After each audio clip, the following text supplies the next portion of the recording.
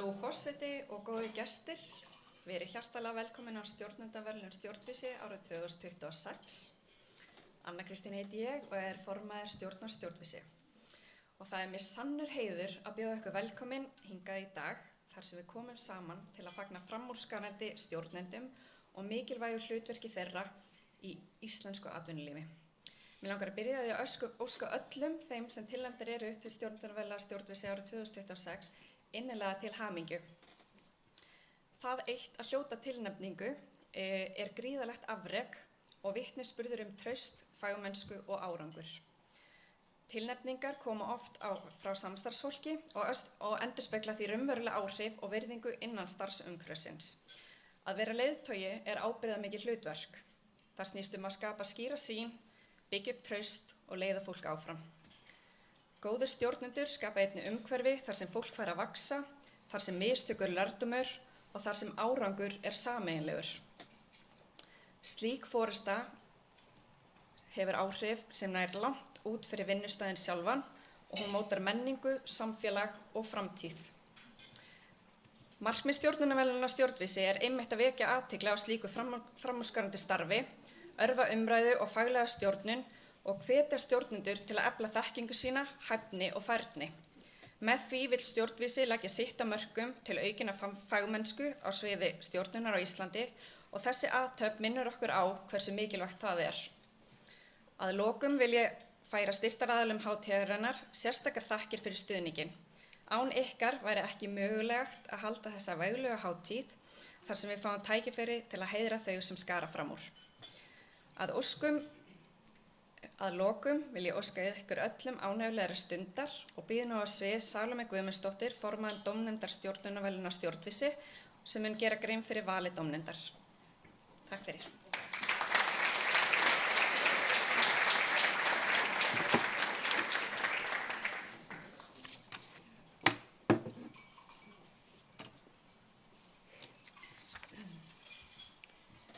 Virðulegi forseti og góðu gestir, gleðilega hátíð. Í dag veitum við stjórnendaverðlaun Stjórnvísi til stjórnenda sem að skarað hafa fram úr fyrir verðskuldaða og vakið verðskuldaða eftirtekt fyrir störf sín. Og forseti Íslands mun sýna okkur þann heiður að afhenda verðlaun og flytja ávarp að lokinni verðlaunaafhendingu. Ég heiti Salóme Guðmundsdóttir og ég starfa sem framkvæmdastjóri í Ísorku en hef undanfarinn áratug lifað og hræðst í umhverfi tækni og nýsköpunar. Ég veiti dómnefnd formennsku í ár en það hafa verið mér mikil forréttindi að taka þátt í störfum hennar í gegnum árin og skeggræða málin með sumum reyndustu stjórnendum landsins og mörgu af okkar fróðasta fólki stjórnun og forystu. En með mér í dómnefnd sitja Borghildur Erlingsdóttir, forstjóri Hugverkastofu, Gylfi Dalmann Aðalsteinsson, prófessor við Viðskiptafræðideild Háskóla Íslands, Hermann Björnsson, forstjóri Sjóvá, Katrín Óladóttir, fyrrum framkvæmdastjóri Hagvangs, Margrét Guðmundsdóttir, fyrrum forstjóri Æsfarma og stjórnarkona og Þröstur Ólaf Sigurjónsson sem er prófessor við Viðskiptafræðideild Háskóla Íslands. Og ritari dómnefndar er töfrakonan Gunnhildur Arnardóttir sem er framkvæmdastjóri Stjórnvísi. En okkar starf felst í því að fara yfir allar tilnefningar og leggja til grundvallar fyrir fram ákveðin viðmið. Þetta er auðvitað aldrei auðvelt verk þar sem að mörgu þarf að huga, en heildarfjöldi þeirra sem að hljóta tilnefningu í ár er á annað 100 og að baki hverjum og einum aðila geta verið margar tilnefningar. Þetta eru margir mjög frambærilegir einstaklingar og nokkrir sem fengið hafa margar og mjög sterkar tilnefningar. En á hverju ári þá veitum við verðlaun í flokki frumkvöðla, millistjórnenda og yfirstjórnenda. Mig langar að biðja ykkur sem eru hér í salnum og hafa verið tilnefnd að rísa á fætur. Vegna þess að þið megið svo sannarlega vera stolt, innilega til hamingju og mig langar að bara klappa fyrir ykkur. Bjóða sannarlega þetta.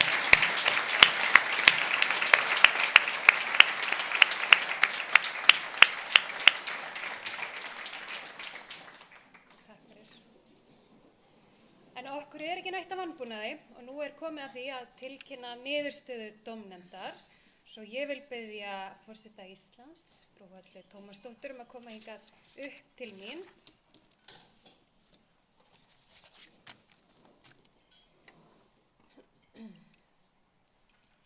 Ég er í smá vandræðum. Já, ég er einmitt hérna, þetta er aldurinn, sko, held ég, vonandi. Sko, eru þið til í þetta? Er það ekki? Stjórnendaverðlaun stjórnvísi árið 2026 fyrir frumkvöðlastarf er að þessu sinni veitt einstaklingi sem hefur á undanförnum árum fest sig í sessi sem einn áhrifamesti frumkvöðull Íslands á sviði nýsköpunar, tengdri hafinu og matvælum. Hann er einkum þekktur sem stofnandi og stjórnarformaður íslenska sjávarklasans, vettvang sem tengir saman fyrirtæki, frumkvöðla, rannsakendur og fjárfesta til að auka verðmætasköpun í sjávarútvegi og tengdum greinum. Undir hans forystu hefur teymi sjávarklasans byggt upp alþjóðlega hreyfingu betri nýtingu sjávarafurða og hliðarafurða og stofna sambærilega klasa eins og íslenska sjávarklasan í nær öllum heimsálfum. Þessi nýja hreyfing í átt að meiri nýsköpun og sjálfbærni tengdri hafinu hefur vakið mikla athygli utan Íslands og hafa margir stærstu fjölmiðlar heims fjallað þetta frumkvöðlastarf. Sú alþjóðlega athygli sem beinst hefur að sjávarklasanum hefur einnig kastað ljósi á þá tækni og þekkingu sem Íslendingar búa yfir á þessu sviði. Þannig getur þessi jákvæða athygli stuðlað að sterkari ímynd íslenskra sjávarafurða og aukið útflutning íslenskrar tækni og þekkingar. Sá frumkvöðull sem við veitum verðlaun hér í dag hefur jafnframt sinnt fræðslu og miðlun þekkingar allan heim, meðal annars sem höfundur og fyrirlesari atvinnuþróun, nýsköpun og framtíð matvæla. Það er mér mikil ánægja að tilkynna að viðurkenning stjórnvísi árið 2026 fyrir frumkvöðlastarf hlýtur Þór Sigfússon. Gjörðu svo vel.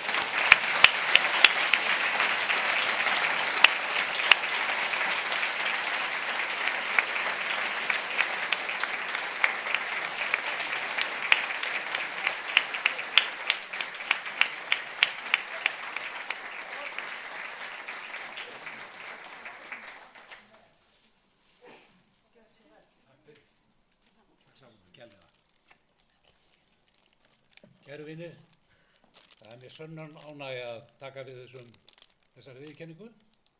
Ég þakka stjórnvísi.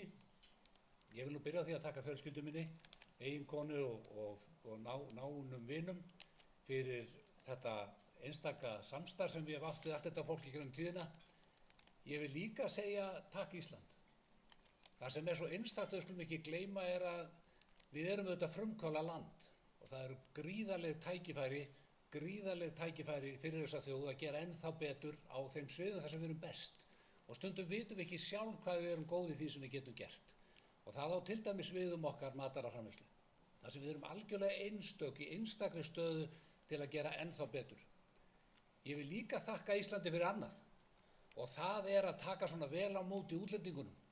Fólki af erlendu bergi brotið. Bróðurparturinn af mínu teymi kemur nefnilega utan. Og þetta er fólk sem er með ástríðu fyrir Íslandi, ástríðu fyrir sjálfbærni og ástríðu fyrir því að gera betur á Íslandi. Munum eftir því í allir þessari umræðu hina svokölluðu innflytjendur. Framkvæmdastjórinn minn er nú hérna hjá okkur, Alexandra og okkar teymi, hún lifir í ferðartösku núna. Hún er að ferðast heiminn ásamt fleira af okkar fólki að kynna þessar hugmyndir okkar, nýkomið frá Oregon, þaðan var í Ástralíu einnig, þannig hún ferðast víða og mikið á mínu fólki er þannig. Þetta er það sem er svo gaman að sjá, að þetta fólk er að fara með þennan boðskap okkar víðan völl og er að skila árangri fyrir okkur öll. Ég líka vil segja við ykkur, ég er ótrúlega stoltur af því að þessi einfalda hugmynd þetta hugmynd sem kemur frá stórum hópi fólks. Fólk sem er í sjávarútvegi hefur árabil barist fyrir því að gera betur í sjávarútvegi heldur en aðrar þjóðir og við höfum þess vegna náði að vera í heimsklassa. Þannig að við erum að sumu leyti dálítið dekur Íslendingar og klasinn okkar að vera á þessum stað. En það þýðir ekki að við höfum að hætta, við höfum að gera ennþá betur. Og það að sjá fólk núna, hvað sem er við Mikluvötn í Bandaríkjunum, vinna því að skrifa undir 100% yfirlýsingar að gera betur í sjávarútvegi, eða í Namibíu þar sem útgerðir hafa tekið sér saman og stofna klasa eins og okkar í okkar samstarfi, það finnst mér einstakt og við getum gert miklu betur. Frumkvöðlar á Íslandi auðvitað búa við misjöfn skilyrði, en í grunninn erum við góð þjóð til að halda utan svona flott fólk. Það oft vetrarhörkur hjá þessu fólki, en það sem svo einstakt það sumar á samvisku þess. Takk.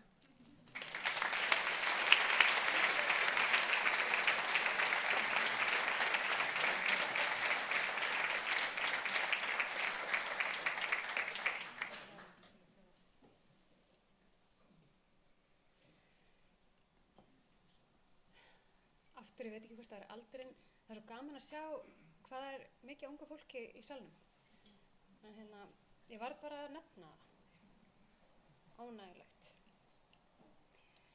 Þá höldum við áfram yfir í næsta flokk. En eins og svo oft áður þá bárust dómnefnd afar margar og sterkar tilnefningar í flokki millistjórnanda. Við ákváðum því að veita verðlaun til 2 einstaklinga. Sá fyrri hefur starfað hjá Arion banka frá árinu 2007, en þar áður hjá Seðlabanka Íslands. Undir stjórn viðkomandi starfar öflugt 12 manna teymi sem sinnir mannauðsmálum hjá Arion samstæðunni. Þessi stjórnandi hlaut margar tilnefningar þar sem viðkomandi lýst sem sterkri fyrirmynd, leiðtoga og stjórnanda með skýra sýn og markmið með tilliti til stefnu fyrirtækisins. Einnig tekið fram að viðkomandi stjórnandi sé stefnumiðaður, hvetjandi, árangursríkur og réttsýnn. Stjórnandinn sagður snarpur og athugull og veitir sínu teymi svigrúm til að læra og þróast, treysti og hrósi og veiti mikilvæga endurgjöf.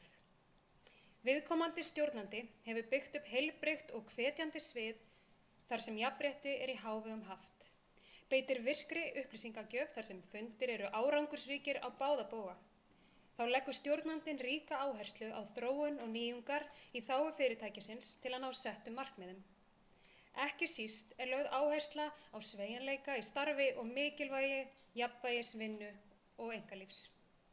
Þessi stjórnandi leggur ríka áherslu á gott samstarfs síns fólks til að gera fyrirtækið að einum eftirsóttasta vinnustað á Íslandi og nýtur virðingar bæði innan veggja vinnustaðarins og utan hans.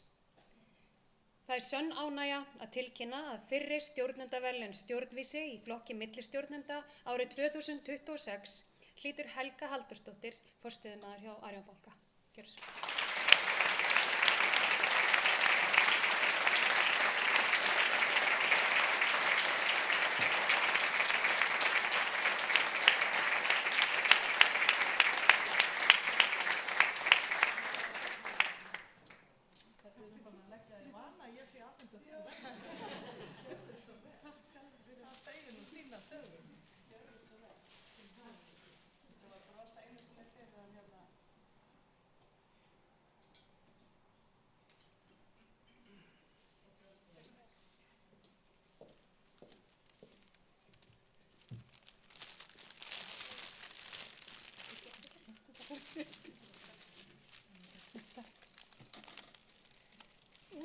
Það bara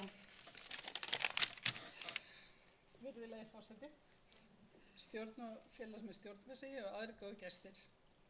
Það er mér sannur heiður að taka við þessum verðlaunum og ég vil byrja sérstaklega að þakka þeim sem að tilnefndu mig fyrir falleg orð í minn garð. En það snýst þó ekki bara mig, heldur fólkið mitt, samstarfið og það ferðalag sem við höfum farið saman. Og ég svo heppin að vera með flesta á teyminu mínu með mér í dag, sem er virkilega gaman. Ég hef lagt mikla áherslu á að vaxa sem manneskja og stjórnandi, tengja sjálfri mig betur og skilja betur af hverju ég eins og ég og þar af leiðandi hvað mótar viðbrögðu mín. Og ég fundi að því betur sem ég þekki sjálfa mig, því betur geti skapað öruggt og heilbrigt rými fyrir aðra í kringum mig. Ég hef líka lagt mikla áherslu á að treysta fólkinu mínu, leyfa því að spreyta sig á verkefnum og taka ákvarðanir, en líka vera til staðar til þess að aðstoða ef á þarf að halda, en líka bara til að fólk geti speglað málið.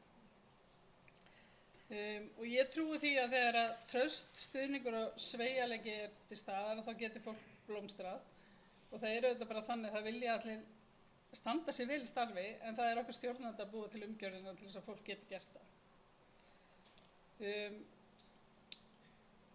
Það líka það sem ég hef svona lagt upp á að kalla eftir endurgjöf frá fólkinu mínu. Mér finnst það ekki bara hlutverk stjórnenda að veita fólkinu endurgjöf, heldur líka óska eftir því að þau komi með endurgjöf, hvað get ég gert betur. Og eitt af því sem reyndist mér sem dæmi vel að ég fekk að afhenda svona styrkleikaskýrslu með mínu styrkleikum og ég bað teymið mitt að fara yfir hana og segja mér hvað það sem að þau tengja við mig, bæði styrkleikana en líka hverjar skuggahliðarnar eru á styrkleikunum mínum og geta þannig sagt mér hvernig ég get bætt því í starfi. Og það ekkert sjálfgefið að fólk treysti manni til að veita svona hreinskilna endurgjöf og fyrir það ég mjög þakklátt. Og já, þannig ef það eitt sem ég vil skilja eftir einn hitta það að spyrja í fólki eitthvað reglulega. Hvað get ég gert betur? Og þannig í rauninni vöxum við saman, bæði við sjálf og starfsfólkið okkar. Að lokum bara vil ég þakka frábæra teyminu mín og samstarfsfólki fyrir traust og samvinnu og stuðning og fjölskyldunum minni sem hérna með mér í dag líka og fyrir að standa með mér í lífinu. Það dýrmætt að gott fólk að og bara kæra þakkir fyrir mig.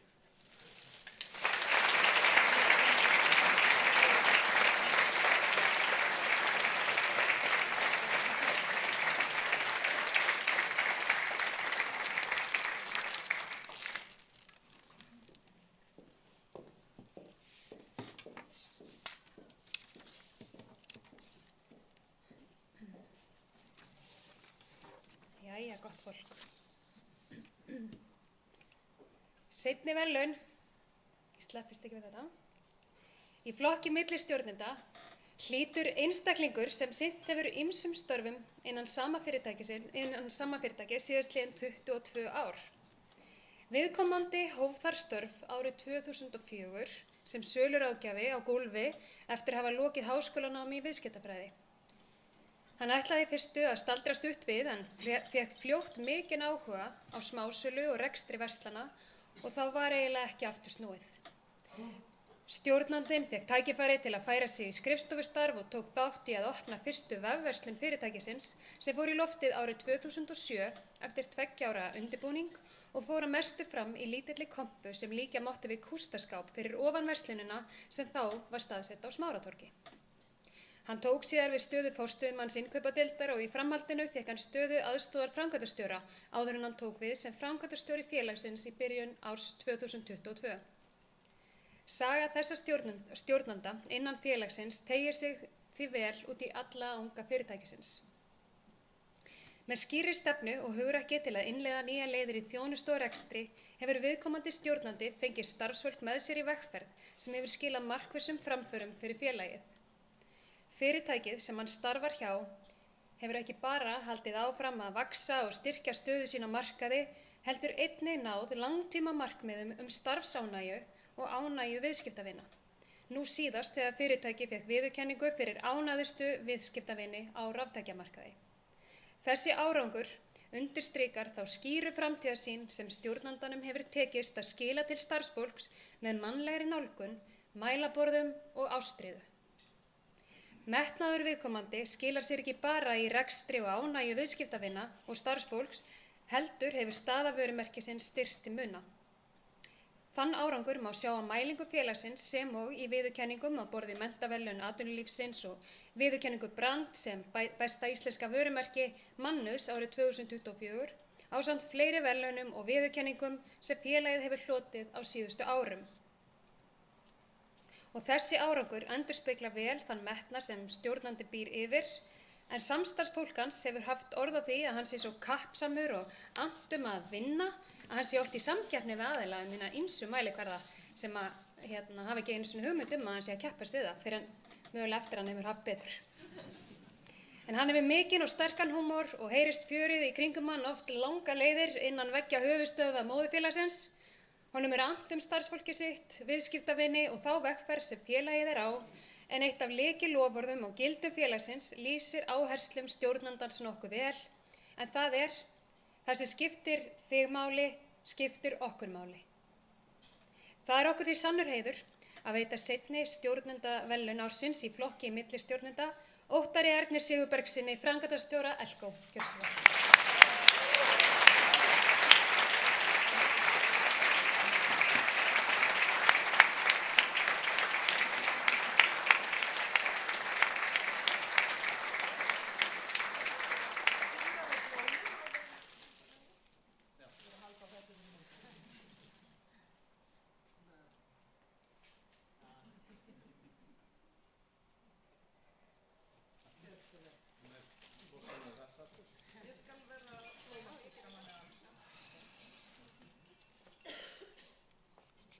Góðan daginn.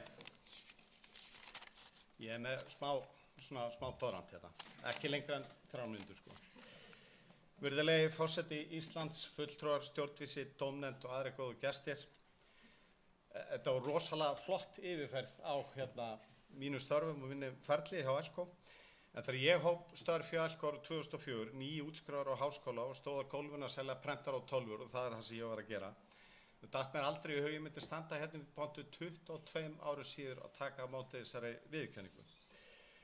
Ég hef verið að selja raftæki síðan ég var 16 ára gamall og ég hef einhvern veginn staðið vaktina síðan þá. En á þessum árum hef ég lært gríðarlega mikið af mínu samstarfsfólki og það er því næst ómögulegt að standa hér á þess að nefna minn lærimeistari Gest Hjaltason sem að í raun ól mig upp í rekstri í tæp 18 ár.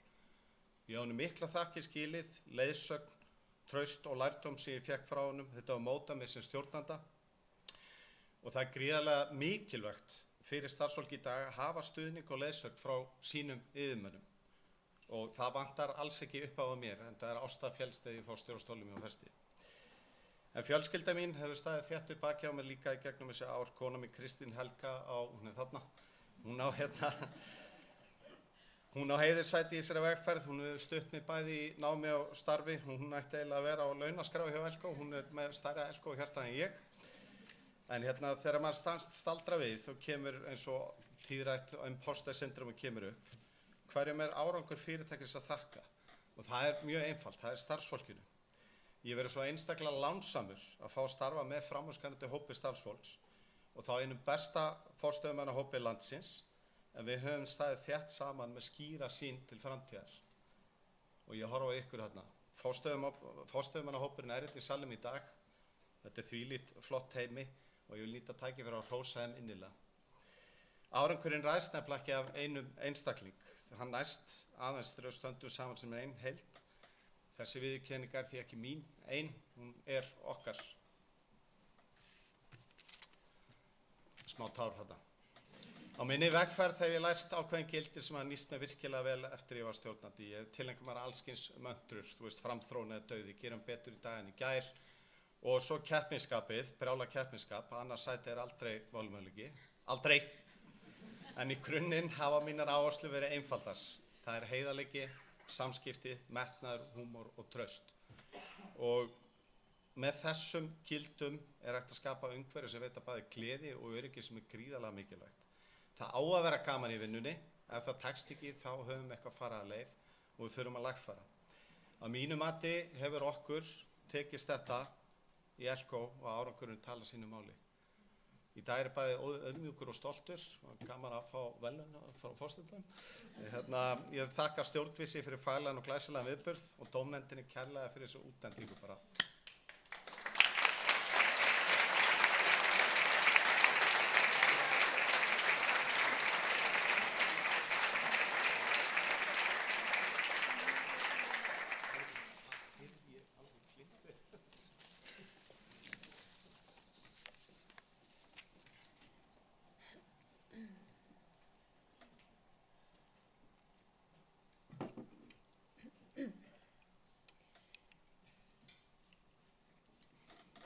Stjórnandi ársins í flokki yfir stjórnanda sá alltaf fyrir sér að sjómennskan yrði hans starfsvettvangur og það var reyndar á þýskum togara á Grænlandsmiðum sem hann fékk fyrstu alvöru stjórnendarreynsluna sem yfirmaður á dekki og í vinnslu. Lífið tók síðan óvænta stefnu þegar að fjölskylduvinur skráðan að honum forspurðum í háskóla og sannfærði hann að mennta sig þegar hann var orðinn 25 ára gamall. Þegar hann útskrifaðist úr viðskiptafræði 3 árum síðar var það fyrir einskæra tilviljun að hann réði sig til starfa í verðbréfamiðlun Íslandsbanka. En bankakerfið á þeim tíma var að taka miklum breytingum og var lifandi og spennandi umhverfi. Hann sá það sem frábært tækifæri til að læra og starfa í kannski 3 ár. Það átti sannarlega ekki eftir að ganga eftir því bankinn var starfsvettvangur hans næstu 20 árin.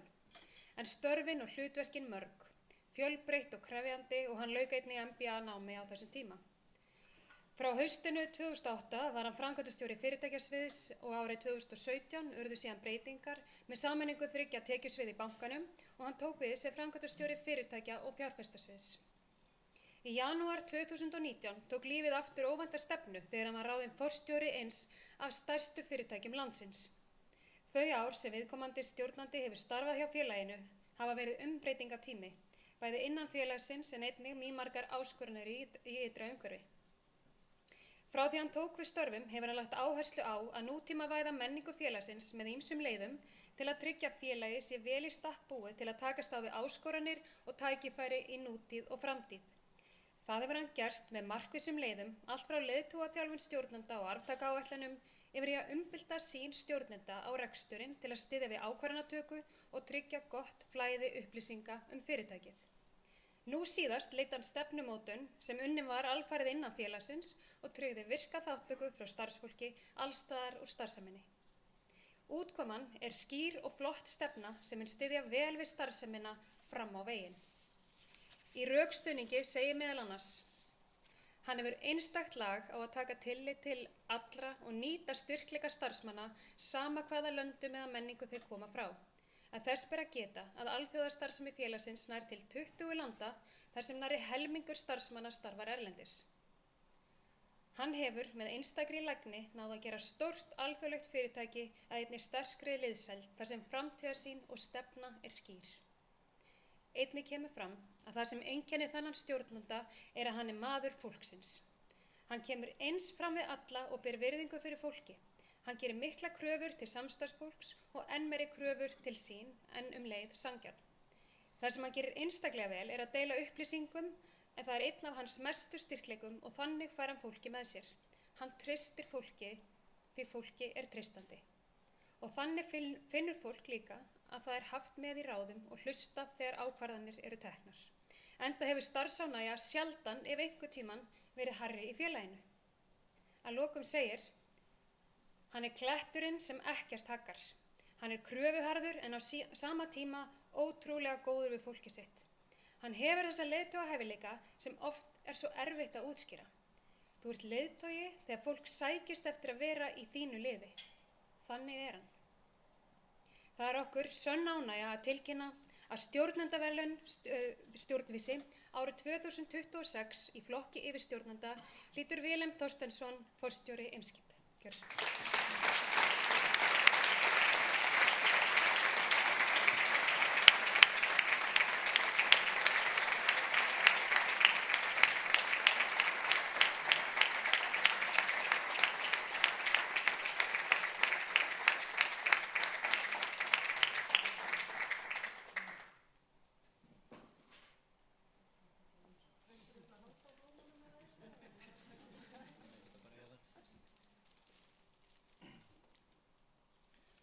Ég mæti líka undirbúinn. Það er sennilega eitt af því sem einkennir mig sem stjórnanda.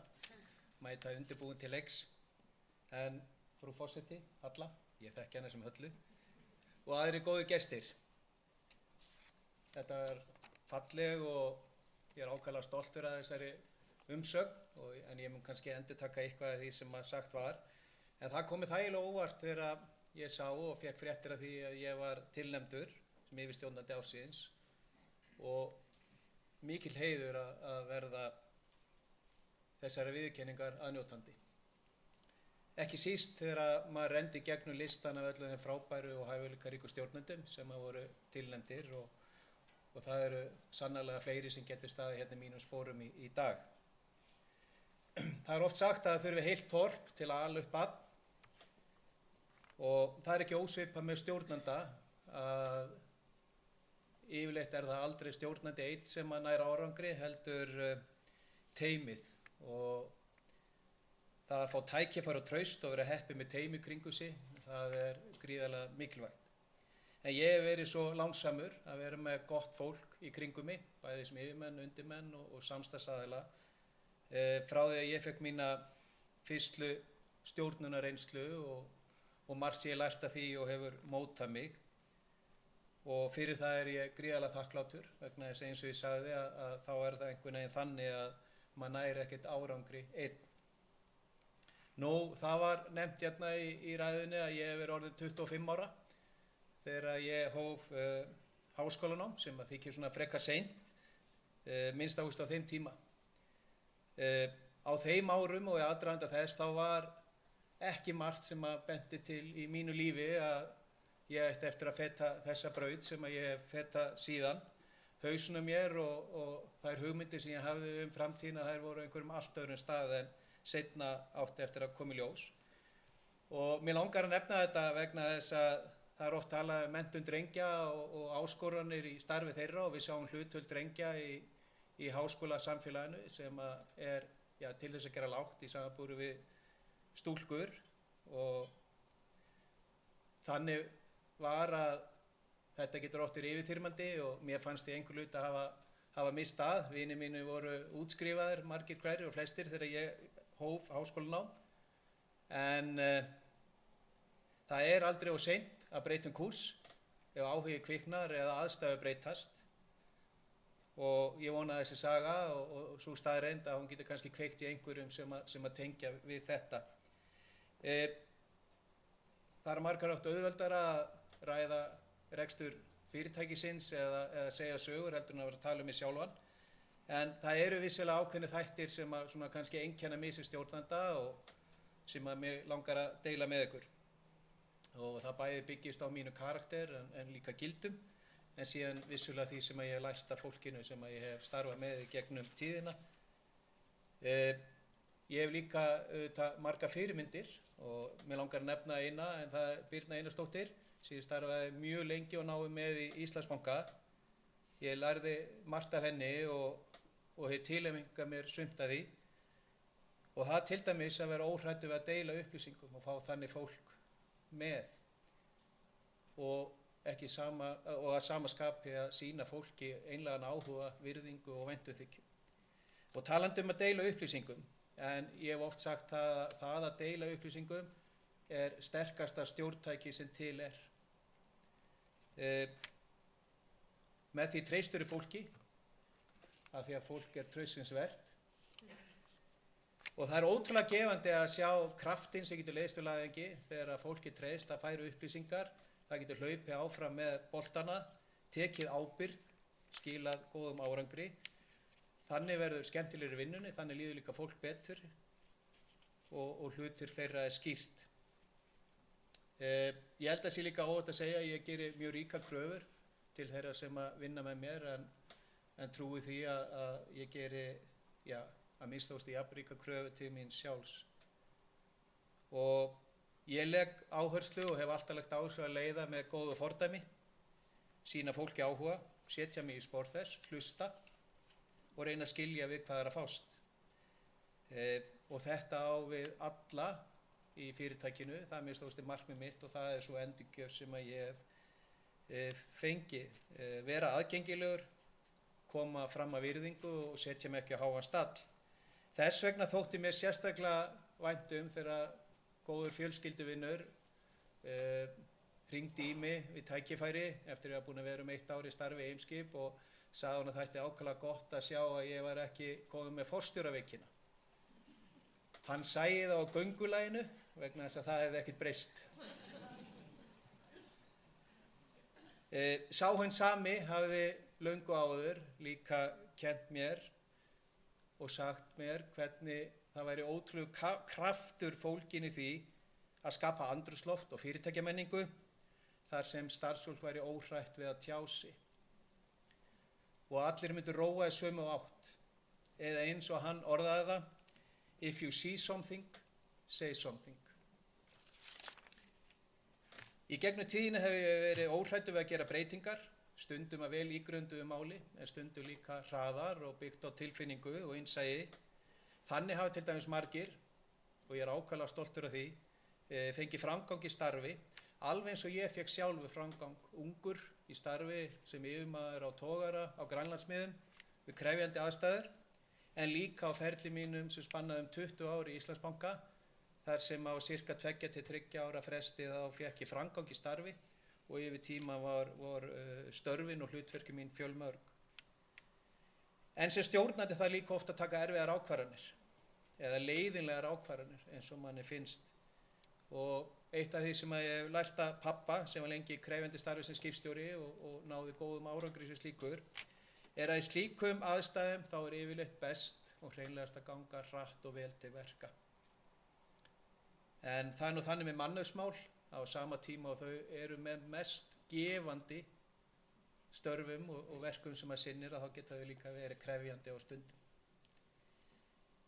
Að lokum þá lærði ég það einu sinni þegar ég var með stjórnandaráðgjafa og var að þróa mig sem stjórnandi og við fórum í gegnum það að maður áttaði sig á því að maður er með mörg hlutverk í lífinu. Maður getur verið vissulega stjórnandi, yfirmaður, kollegi, mentor, undirmaður, yfirmaður, en að sama skapi þá er maður sonur, eiginmaður, bróðir, tengdasonur og vinur. Og það er geysilega mikilvægt að maður reyni að hafa balans, sinni öllum þessu hlutverkum, af því að ef maður ræktar ekki þessi hlutverk að þá getur skapast ójafnvægi og það mun hafa áhrif á hvernig manni líður, frammistöðu manns og lífsgæði. Ég er einstaklega lánsamur að hafa góðan stuðning frá Önnu Rósu, konu minni sem er hérna, og börnunum okkar, en þau eru öll hérna í salnum, nema reyndar yngri dóttirinn sem er í sjálfboðaliðastarfi í Afríku. Ég hef alltaf unnið mikið, en ég hef líka fengið til þess mikið stuðning og gott svigrúm og skilning og ég er afar þakkláttur fyrir það. Að lokum þá langar mér að þakka aftur fyrir þessa viðurkenningu, sem ég lít líka á viðurkenningu til okkar í Eimskips og stjórnendateymisins minn sem að situr eða hluta því situr þarna á borðinu. Takk fyrir ykkur og takk fyrir mig.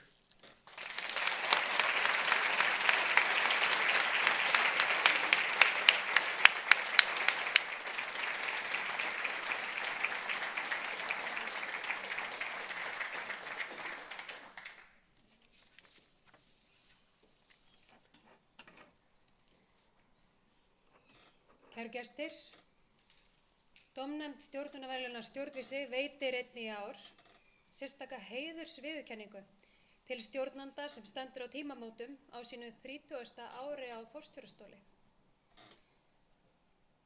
Hún er menntaður vélstjóri, vélvirkjameistari og véla- og iðnaðarverkfræðingur frá Háskóla Íslands, auk þess að vera með MBA-gráðu frá University of San Francisco. En áður en hún hóf störf hjá fyrirtækinu vann hún bæði á landi og sjó sem vélstjóri og verkfræðingur. Viðkomandi stjórnandi var fyrsta konan til að verða forstjóri í stórfyrirtæki á Íslandi. Þegar hún tók við því starfi var hún ung kona og það þótti bæði til marks hugrekki stjórnanda þess tíma, en ekki síður að í þessari konu bjó eitthvað einstakt, sterkur leiðtogi sem kom svo sannarlega í ljós. Hún var sett í stafninn á stóru fyrirtæki sem hafði haft yfir sér karllægan blæ. Þessi stjórnandi er sterk fyrirmynd á Íslandi og víðar, ekki síst fyrir aðra konur. Undir hennar stjórn hefur fyrirtækin á miklum árangri. Framleiðslu geta aukist, tæknilega framfæri verið miklar og menntun starfsfólks verið sett í öndvegi.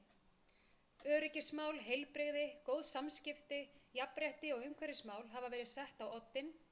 Framleiðni aukist og losun gróðurhúsalofttegunda er nú með því lægsta sem þekkist í hennar iðnaði. Ár eftir ár státar fyrirtækið af hæstu einhver starfsfólks varðandi vellíðan og starfsánægju og er til fyrirmyndar innan móðurfélagsins, þannig að eftir er tekið víða heim. Viðkomandi er með sterka sýn, ber hag starfsfólks innlæglega fyrir brjósti og er leið öflugur og skarpur stjórnandi. Hún nýtur virðingar í hópi starfsfólks sem sýnir sig einna best í því að starfsmannavelta hefur alla tíð verið lág og starfsfólk nær tugum ára í starfsaldri. Hún er bæði sýnileg og virk á vinnusvæðinu og aðgengileg starfsfólki. Hún er opin, heiðarleg og skýr í öllum samskiptum við starfsfólk og heldur fólki vel upplýstu. Umhverfið sem stjórnandinn starfar í er síkvikt og krefjandi. Fyrirtækið hefur undir stjórn hennar skipt tvisvar sinnum eigendur. Það hefur staðið af sér miklar áskoranir en einnig uppskorið vel. Hún hefur notið trausts 3 mismunandi eigendafélaga. Fyrirtækið, sem hóf starfsemi árið 1969, hefur alla tíð verið eitt af stærstu fyrirtækjum landsins og mikilvæg stoð í íslensku efnahags- og atvinnulífi. Hefur stjórnandinn einnig haft mikil áhrif á ásýnd og ímynd áliðnaðarins á Íslandi sem stækkaði atvinnugreinina í heild með tilkomu álvers Norðuráls á Grundartanga og Alcoa Fjarðaráls á Reyðarfirði. Stjórnandinn hefur látið til sín taka víða í atvinnulífinu, setur skýrar siðferðislega kröfur og stendur fast við sín gildi. Hún hefur setið í stjórnum fjölmargra fyrirtækja sem og samtaka atvinnulífsins þar sem hún hefur haft umtalsverð áhrif á þróun jafnréttismála, menntunar og ábyrgra vinnubragða. Hún átti einnig frumkvæði að stofnun Samál og tók fyrirtækið undir hennar stjórn þátt í stofnun Festu, miðstöðvar samfélagsábyrgð fyrirtækja og Grænvangs, samstarfsvettvangs atvinnulífs og stjórnvalda sem stuðlar að framþróun í loftslagsmálum og grænum lausnum. Hún hefur á ferli sínum hlotið fjölda viðurkenninga bæði innanlands sem utan sem undirstrika vel hversu mikils metin hún er á sínu sviði. Þar á meðal riddarakross hinnar íslensku fálkaorðu og gullmerki Verkfræðingafélags Íslands. Hún hefur einnig hlotið fjölmörg viðskiptaverðlaun. Hér er á ferðinni einstaklega öflugur stjórnandi sem nýtur trausts og virðingar bæði starfsfólks og eigenda en líka samfélagsins eins og þessi viðurkenning ber vott um.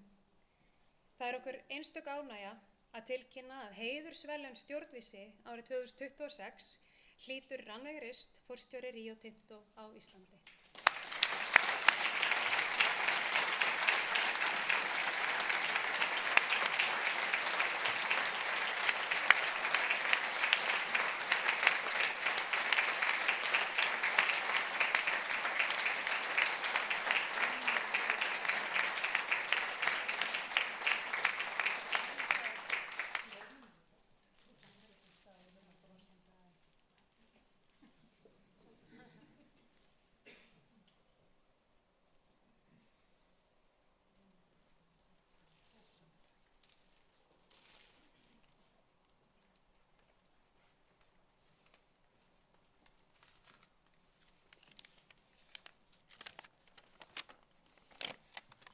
Forseti Íslands, frú Halla Tómasdóttir og dómnefnd stjórnunarverðlauna stjórnvísis og aðrir gestir.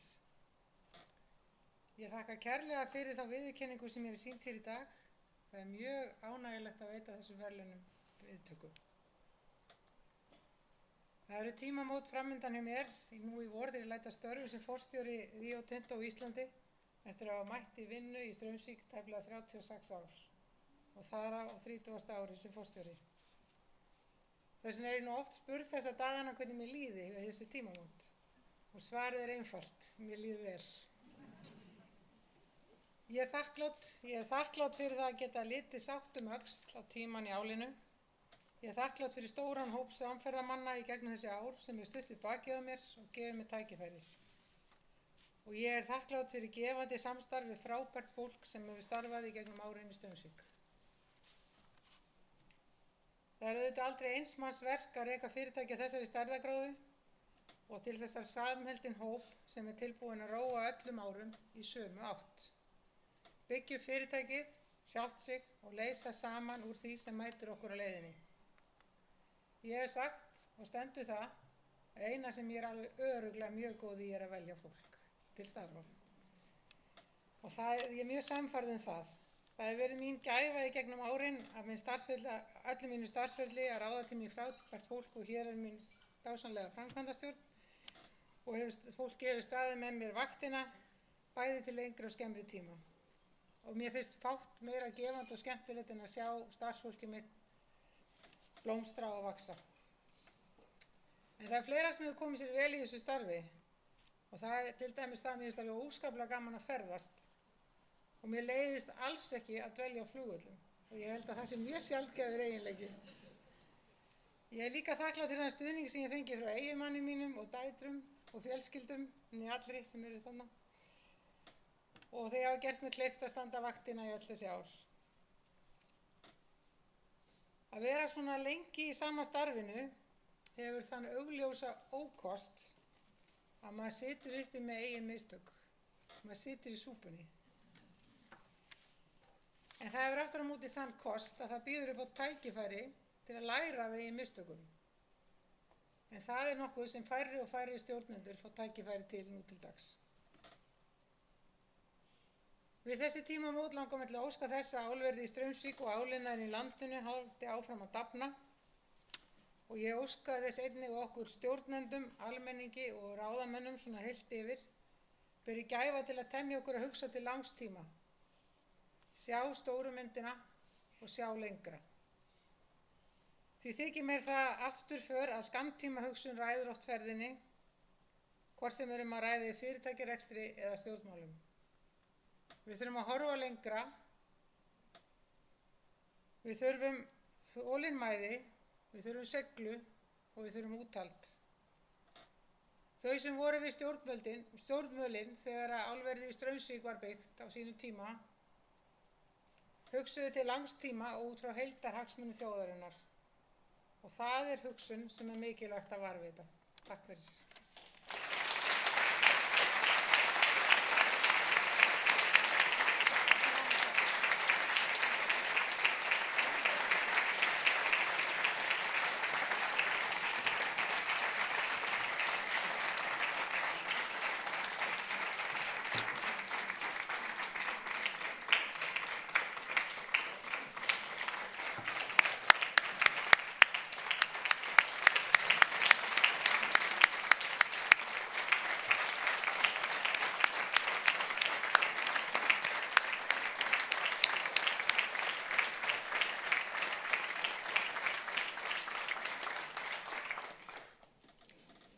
Góðu gestir, fyrir hönd dómnefndar stjórnunarverðlaunar Stjórnvísi vil ég óska ykkur öllum verðlaunahöfum innilega til hamingju og þakka ykkur sem í salnum sitja kærlega fyrir góða áheyrn og ég vil bjóða hana Höllu Tómasdóttur, forseta Íslands, orðið. Gjörðu svo vel.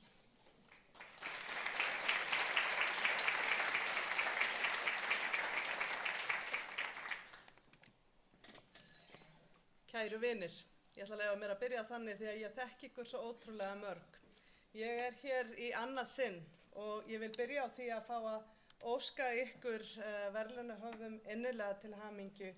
Ég hlýt að vera afar lánsöm manneskja því ég hef fengið notið þess að fá bæði að starfa og eiga samleið með ykkur flestum sem hér hlutu verðlaun. Og ég vil líka fá að óska ykkur sem eru tilnefnd til hamingju. Það er mikill fjársjóður sem felst í því að Ísland eigi svona marga hæfa stjórnendur og leiðtoga. Ég skrifaði eitthvað niður á blað eins og ég geri nú kannski aðalega til þess að ég tali ekki á lengi. En það er svo margt sem þið sögðuð í ykkar orðum sem að í rauninni kemur fram í mínum orðum. Þannig að ég er ekki alveg viss hvernig ég ætla að fara að þessu en ég set samt upp gleraugun. Í þessum fallegu orðum sem þið í dómnefndinu skrifuðu viðkomandi kom svo margt fram sem ég skrifaði eins og í þakkarræðunum. Og ég held að við vitum öll þegar við sjáum góðan leiðtoga. Við þekkjum það þegar við sjáum það, við finnum það. En við eigum kannski ekki alltaf gott með að lýsa þessu. Og mér var hugsað til þess þegar ég var að skrifa þessi orð í gær niður á blað að fyrir ári síðan þegar við vorum mörg hérna og ég fekk að veita þessi verðlaun, þá hefði líklega engu okkar dottið í hug að jafn miklar umbreytingar myndu eiga sér stað næsta árið og raun hefur orðið. Þetta er í rauninni alveg með ólíkindum hvað við lifum á hröðum umbreytingartímum. Og þá þarf svo sannarlega að vera úrval, ef ekki landslið, ef ekki heimslið stjórnenda og leiðtoga störfum. Ef við einhvern tímann þurft á því að halda, þá er núna sá tími að mínu mati. Þetta eru svona tímamót. Einhvern veginn finnst mér eins og í allavega allir í minni ævi höfum við aldrei tekist á við jafn margar flóknar og samofnar áskoranir. Og einhvern veginn á þessum tíma er allt það sem ég lærði í viðskiptafræði og MBA-námi og alls konar stjórnendaþjálfun í gegnum tíðina ekki endilega svarið. Þannig að jafn mikið og ég vil bera virðingu fyrir faginu sem að við höfum mörg starfað í og störfum í, þá langar mig til þess að aðeins bara vekja okkur til umhugsunar hvort að allar þær aðferðir og þær nálganir sem að við höfum lært á bókinni dugir nú til.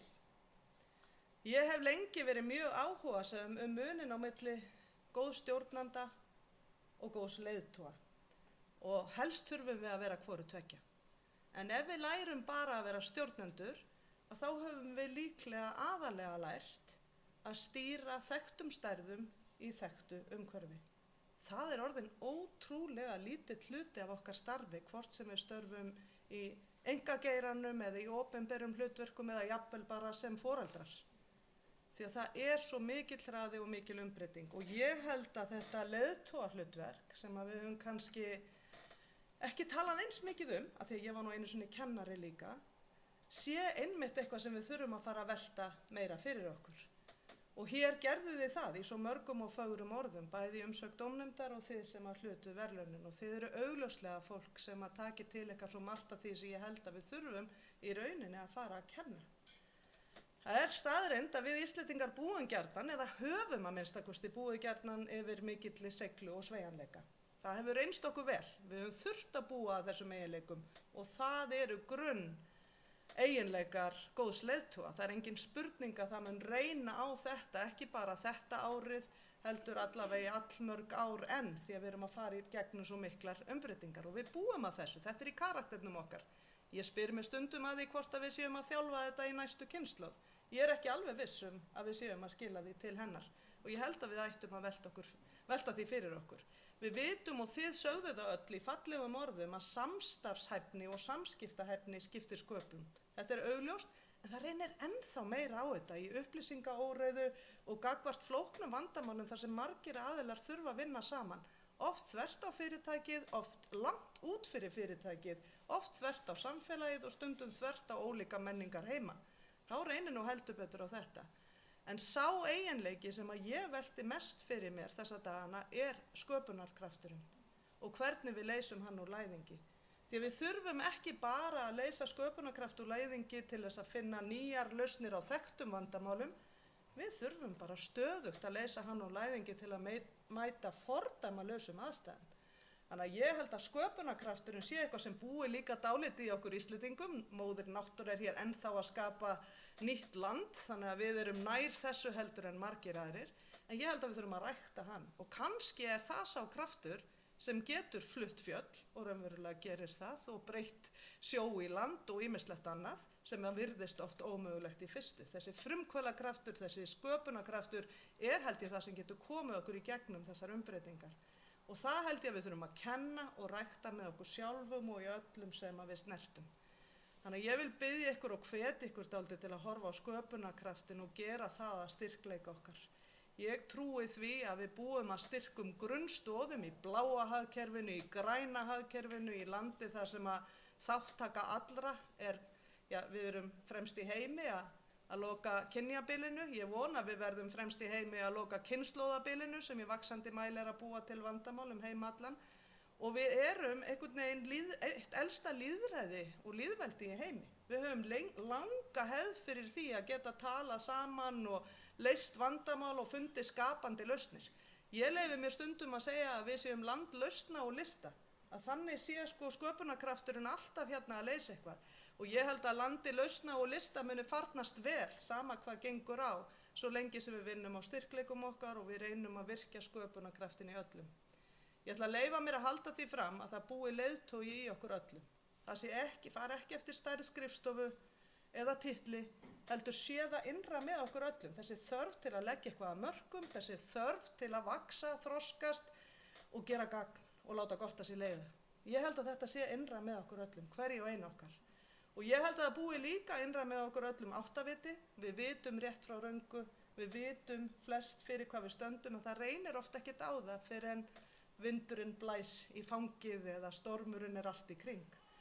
En þannig eru aðstæður núna. Þannig að nú þarf að leysa úr læðingi þennan sköpunarkraft, þennan leiðtogakraft allra og að mínu mati þennan innri áttavita. Því að við öll heyrt mig tala áttavitann svo mikið að í framboðinu held ég hef verið búin að þreyta alla. En ég ætla að leyfa mér að lokum að minnast á það að það ekki nóg að við hvert og eitt ræktum innri áttavitann og leiðtogan okkar, heldur þurfum við að gera það í öllu fólkinu sem í kringum okkar eins og þið komuð öll meira og minna inn á. Það gerir enginn einn eitt merkilegt einn. En svo þurfum við líka að hugsa enn stærra. Það ekki nóg að vera góður leiðtogi í sínu fyrirtæki eða á sínu vinnustað. Við erum saman að búa til framtíð Íslands og hún verður jafn björt og við stöndum sterk í okkar eigin áttavita og finnum hugrekki til að skapa áttavita fyrir þessa þjóð. Ég held að hann sé þarna, en við höfum einhvern veginn ekki náð samstöðu hann. Og á tímum þar sem traust fer þverrandi, á milli fólks, á stofnunum samfélagsins, á milli þjóða, þá held ég að við eigum að standa sérstakan vörð að reyna að sameinast þennan grunn áttavita. Við getum tekist á leiðirnar, en það engin spurning í mínum huga að í grunninn þá deilum við Íslendingar sömu gildum og sömu sýn á hvernig samfélag þetta og við viljum hafa það og hvert og eitt okkar vill ekkert vera einhver sem situr í fílabeinsturninum, Villi minn, þú orðaðir þetta vel, en þið gerðu það svo mörg. Þór þakkaði Íslandi fyrir gjafirnar sem við höfum fengið í fangið. Óttar, þú þakkaðir öllu þínu liði og þeim sem kom á undan þér. Og Rannveig vissulega viðurkenndi að hún hefur setið lengur en flest aðri stjórnendur í okkar samfélagi, setið í súpunni með sínum mistökum, lært af þeim og haldið áfram og bættum betur. Ég held að við vitum alveg hvers konar samfélag og vinnustað við viljum búa á. En við þurfum að passa okkur því að samfélagsmiðlar, jafnvel fjölmiðlar í kjölfar samfélagsmiðla og ýmis átök að tosa í sundur. Og þá bara eitt sem getur haldið sjó, svo ég leyfi mér nú að vísa í okkar elstu starfsgrein, og það ef við höfum áttavita. Og sjómennirnir okkar myndi allavega ekki í dag fara til sjós án áttavita. Fjallageiturnar okkar myndi ekki ganga á fjöll án þess. En við sem þjóð erum einhvern veginn ekki alveg búin að skerpa og skýra okkar sýn á þennan áttavita. Þannig að ég ætla að hvetja ykkur kæru vinir og ég heyri þetta í ykkur öllum til að vinna að ykkar áttavita sem manneskjur. Velta því verulega fyrir ykkur ef þið hefði ekki gert það nú þegar hver þið ætlið að vera í þessum ólgu sjó. Fyrir hvað þið ætlið að standa og hvernig þið ætlið að leggja ykkar að mörkum að búa til það samfélag sem þið viljið búa til og búa í. Og hvernig þið ætlið að efla það í öllum hinum. Og hvernig þið ætlið að vinna saman út fyrir ykkar fyrirtæki og jafnvel ykkar geira af því að við sem þjóð búum til skýran, sterkan áttavita, byggðan á samstöðum að byggja áfram hér velsældarsamfélag, verðmæti sem að alltaf færa velsældina fyrir næstu kynslóð áfram veginn en taka ekki skref aftur á bak. Til hamingju öllsömmur og takk fyrir mig.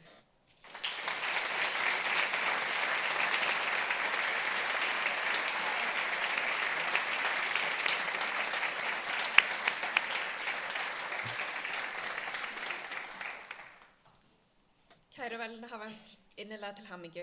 Nú lýkur formlegri dagskrá hjá okkur í dag. Ég ætla að biðja frú forseta og verðlaunahafa að koma til myndatöku.